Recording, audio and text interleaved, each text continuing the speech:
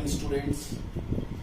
आज का हमारा जो कॉन्सेप्ट है वो है व्यक्तिगत खाते के बारे में। कल हमने पढ़ा था कि खातों के प्रकार कौन कौन से होते हैं। तो अकाउंट्स बेसिकली 3 प्रकार के होते हैं, व्यक्तिगत, वस्तुगत, नाममात्र। कल का रिवीजन कर लेते हैं। सबसे पहला व्यक्तिगत खाता। व्यक्तिगत खाते को हम पर्सनल अकाउंट कहते हैं। दूसरा वस्तुगत खाता जिसको रियल अकाउंट बोला जाता है, और तीसरा है नाम मात्र का खाता जिसको हम नॉमिनल अकाउंट कहते हैं। कल हमने पढ़ा था कि व्यक्तिगत खाता क्या होता है। तो व्यक्तिगत खाते में किसी व्यक्ति, संस्था, फर्म और कंपनी के नाम से संबंधित जो खाते होते हैं वो सारे के सारे खाते व्यक्तिगत खाते में आते हैं। ठीक है, इनका हमने डिस्क्रिप्शन भी कल पढ़ा था। इसके अलावा कल हमने एक चीज पढ़ी थी कि प्रत्येक खाते के 2 पक्ष होते हैं, 2 साइड होती है। ठीक है, पहला हो गया नाम पक्ष और दूसरा हो गया जमा पक्ष, जिसको अंग्रेजी में हम डेबिट और क्रेडिट कहते हैं और शॉर्ट में हम उनको डीआर और सीआर लिखते हैं। तो ये हमारा कल का कॉन्सेप्ट था। ठीक है, आज हम बात करते हैं कि व्यक्तिगत, आज का जो हमारा कॉन्सेप्ट है वो है व्यक्तिगत खाते के बारे में। तो व्यक्तिगत खाता क्या होता है ये आपको बता ही दिया गया है। इसके अलावा खाते के पक्ष बता दिए गए हैं। अब बात आती है कि व्यक्तिगत खाते का नियम क्या होता है, क्योंकि तीनों प्रकार के खातों का अलग अलग नियम है। बेसिकली हमारा जो सब्जेक्ट है अकाउंटेंसी, उसमें आप देखेंगे तो ये सब्जेक्ट एक विज्ञान भी है, मतलब साइंस भी है, और ये एक आर्ट भी है। अब आप कहेंगे कि साइंस और आर्ट से इसका क्या मतलब है, ये तो सब्जेक्ट तो कॉमर्स का है। तो बात यहाँ निकल करके ये आती है कि जैसे साइंस में कुछ निश्चित नियम और सिद्धांत चलते हैं, ऐसे ही हमारे सब्जेक्ट में भी खातों के संबंध में विभिन्न प्रकार के नियम और सिद्धांत चलते हैं। तो हमारे सामने 3 प्रकार के खाते हैं, तो तीनों प्रकार के खातों के अलग अलग नियम है। व्यक्तिगत खाते का रूल अलग रहेगा, वस्तुगत का अलग रहेगा, और नाम मात्र के खाते का नियम अलग रहेगा। तो ये नियमों के आधार पर चलता है, इसलिए इसको साइंस कहते हैं, क्योंकि तो साइंस का भी पार्ट है। दूसरी बात आई कि आर्ट कैसे। आगे आप आने वाले समय में आप देखेंगे कि एक सिस्टमेटिक पैटर्न में किसी चीज को ड्रॉ किया जाता है, लिखा जाता है, तरीके से लिखा जाता है, वो काम आर्ट का होता है। आर्ट का मतलब होता है किसी भी कार्य को सर्वश्रेष्ठ तरीके से करना, एक कला कहलाती है। तो वो कला के भी कुछ गुण इसमें मौजूद है। तो हमारा ये जो सब्जेक्ट है अकाउंटेंसी, इसमें साइंस और आर्ट दोनों के गुण मौजूद है। तो उसी क्रम को आगे बढ़ाते हुए आज हम व्यक्तिगत खाते के नियम के बारे में पढ़ते हैं। ठीक है, व्यक्तिगत खाते का एक बड़ा आसान सा नियम है, उसको मैं आपको समझाता हूं।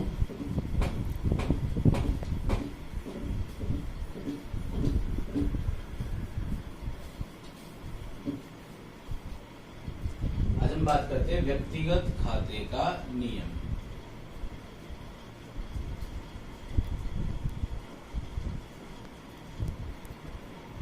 एक बड़ा आसान सा इसका रूल है, रूल ऑफ पर्सनल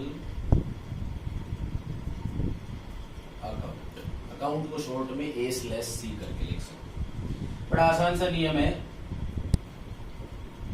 पाने वाला व्यक्ति DR होता है। अब हम इसमें DR/CR करेंगे कि किसको हमको, किस खाते को हमको डेबिट करना है और किस खाते को हमको क्रेडिट करना है। उसके लिए ये नियम चलेगा कि पाने वाले व्यक्ति के खाते को तो क्या करेंगे, DR। ऐसे ही देने वाला जो व्यक्ति होगा उसको हम हमेशा CR करेंगे, और इसी के आधार पर हम आगे की अकाउंटिंग की प्रक्रिया को पूरा करेंगे। ये बेसिक है, ये किसी चीज का, ये अकाउंटिंग का आधार है। जिसको ये सबसे अच्छे से करना आएगा उसके लिए अकाउंटिंग उतनी ही आसान हो जाएगी। जैसे अगर अपन बात करते हैं, मैं एक ट्रांजेक्शन आपके सामने लिखता हूं, राम को माल बेचा। सबसे पहले ये जो व्यवहार मैंने आपके सामने लिखा, इसको व्यवहार कहते हैं, क्योंकि जो भी काम हम करते हैं उसको हम ट्रांजैक्शन या व्यवहार कहते हैं। अब हमने पहले भी पढ़ा है कि व्यवहार जो है वो 2 प्रकार के होते हैं, एक आर्थिक व्यवहार और एक गैर आर्थिक व्यवहार। तो अकाउंटेंसी में केवल आर्थिक व्यवहारों को लिया जाता है। आर्थिक व्यवहार कौन से होते हैं, वो प्रीवियस वीडियो में हमने बात की कि आर्थिक व्यवहार का मतलब ऐसे व्यवहार जिनका उद्देश्य मुद्रा को जनरेट करना हो या जिनका उद्देश्य लाभ कमाना हो। अब राम को माल बेचा गया है तो इसका उद्देश्य क्या है, इसका सीधा सीधा उद्देश्य है लाभ कमाना। तो ये एक आर्थिक व्यवहार है। अब आर्थिक व्यवहार में भी जैसे आपके सामने लिखा हुआ है, तो इसमें भी सबसे पहले हम कम से कम जितने जो प्रभावित खाते हैं उनकी पहचान करेंगे। तो अभी तक हमने केवल व्यक्तिगत खाता पढ़ा है। क्या पढ़ा है, व्यक्तिगत खाता।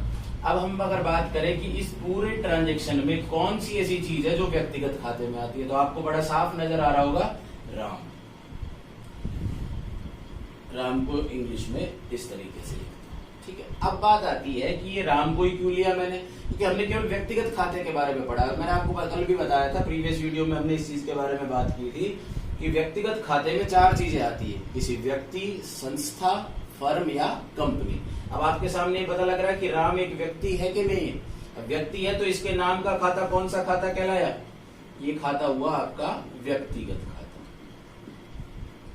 अब हमको ये पता लगाना है कि हम राम को डीआर करेंगे या सीआर करेंगे। ये बेसिक कॉन्सेप्ट होता है हमारा, क्योंकि हमारे सब्जेक्ट में साइंस के गुण है। साइंस के गुण है तो इसके निश्चित नियम और सिद्धांत है, और उन्हीं नियमों और सिद्धांतों के आधार पर अकाउंटिंग की जाती है, जिससे हम बड़ी आसानी से किसी व्यापार के लाभ हानि की गणना कर सकते हैं, और जो भी रिलेटेड पार्टीज होती है उन तक हम ये मैसेज पहुंचा सकते हैं।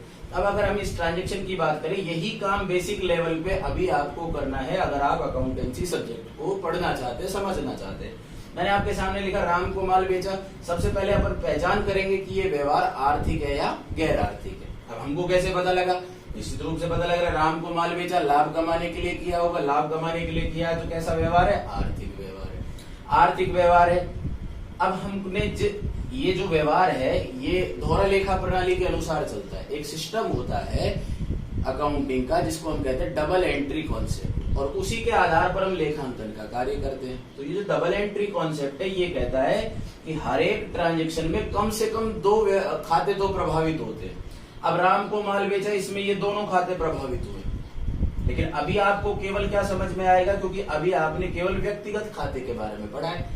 तो अभी आप बात करेंगे कि इसमें से व्यक्तिगत खाता कौन सा है। तो व्यक्तिगत खाता हमको मिला राम, क्योंकि राम एक व्यक्ति है, और व्यक्तियों के नाम का खाता कौन सा खाता कहलाता है, व्यक्तिगत खाता। अब हम पहचान करेंगे कि भाई ये डीआर होगा या सीआर होगा, मतलब डेबिट होगा या क्रेडिट होगा। उसकी पहचान करने के लिए आपको ये नियम लगाना पड़ेगा। नियम क्या है, पाने वाला डीआर, देने वाला सीआर। बड़ा आसान से हम इसके पहचान कर सकते हैं। राम को माल बेचा, हमने राम को माल बेचा तो राम ने माल को पाया कि दिया। इजी सी बात है कि हमने राम को माल बेचा तो राम ने तो माल को पाया ना, और पाने वाले को हमने क्या करना है, डीआर। इस तरीके से ये जो है वो डीआर हो जाएगा। बड़ा आसान सा कॉन्सेप्ट है। अभी हमको प्राइमरी लेवल पे, बेसिक लेवल पे इस चीज को समझना होगा, तभी हम आगे की प्रक्रिया को पूरा कर सकेंगे। एक और उदाहरण मैं आपके सामने लिखता हूं। सोहन से 3000 रुपए प्राप्त किए। ये भी एक ट्रांजेक्शन है, ये भी एक आर्थिक व्यवहार है। आर्थिक व्यवहार है तो हमको सॉल्व करना है, गैर आर्थिक होता तो सॉल्व नहीं करते। आर्थिक व्यवहार है, वही पहचान की जाएगी। कम से कम 2 खाते प्रभावित होंगे, उनमें से एक मिला सोहन। आगे हम दोनों की पहचान करना सीखेंगे, क्योंकि अभी हमने खाता ही केवल एक पढ़ा है, इसके लिए हम एक खाते पर टिक लगा रहे हैं। तो सोहन किसी व्यक्ति का नाम है, ये हुआ सोहन। अब व्यक्ति है तो कौन सा खाता प्रभावित हुआ, व्यक्तिगत। अब पहचान करनी है आपको कि ये डीआर होगा या सीआर होगा। डीआर सीआर देखने के लिए क्या करना पड़ेगा, नियम पढ़ना पड़ेगा। नियम क्या है, पाने वाला व्यक्ति डीआर, देने वाला व्यक्ति सीआर। सोहन से 3000 रुपए प्राप्त किए, तो सोहन ने क्या किए, सोहन ने पैसे दिए, और देने वाले को हम क्या करेंगे, सीआर। बड़ा आसान कॉन्सेप्ट है, सब नियमों के आधार पर चलेगा। नियम अगर आपको याद होगा तो आसानी से ये कार्य आप कर सकते हो। बहुत इंटरेस्टिंग काम है। आगे आने वाले समय में इस सब्जेक्ट की डिमांड बहुत ज्यादा होने वाली है, और अभी भी बहुत अच्छी डिमांड है। इसके लिए आप सिस्टमैटिक तरीके से इसको पढ़ेंगे। Thank you.